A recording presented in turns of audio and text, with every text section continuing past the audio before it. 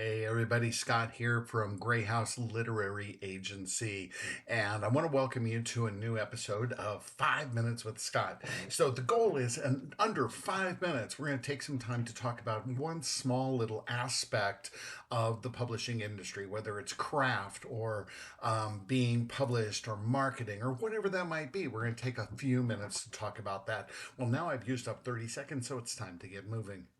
The topic for today that I really want you to think about is, would you hire yourself? Would you hire you? And I think that this is a piece that a lot of authors don't really recognize. Now, here's the reason why. You are in the middle when you're writing your story, when you're writing your query letter, when you're writing your synopsis, you are writing it with blinders on. You know, blinders, the things that the horses wear in racetracks so they can't see anything else. The problem is you only see your story from one angle, from one point of view. That's it. You don't see it from any other side. So of course you like it, right? You love that story. You love that synopsis. Why? Because you've spent a week crafting that synopsis. You've spent a week writing that query letter, fixing every sentence and nuance and word. Of course you love it. The problem is you're not looking at it from the standpoint and from that point of view of the editor, the agent, or the reader. Here's what you need to be able to do. You need to be able to step back, look at your story, look at your query letter, specifically the query letter and the synopsis. Those are the two we're focusing on today.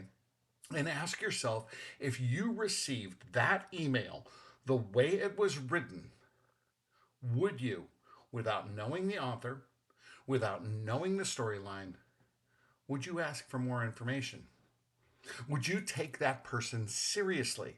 So if you write, "Dear esteemed agent," and that's all that you put down, what are you going to do? When you get mail like that in your mailbox, do you read it or do you throw it away? My bet is you throw it away. You don't open it up because it's not anybody you know. You don't know this person at all, and you don't know where they're coming from, and you're thinking, they don't even know my name. Why would I even want to read this story? Why would I want to open up that envelope? Think about the same thing with that query letter. If you write that query letter and you spend time talking about your cats, are you going to take that person serious?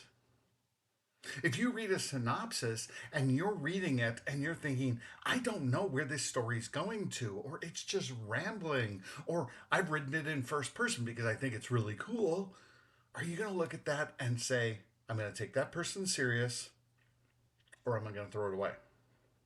So I always want you to take a few minutes, turn that storyline around, turn that query letter around, turn that synopsis around, and ask yourself, would you hire you?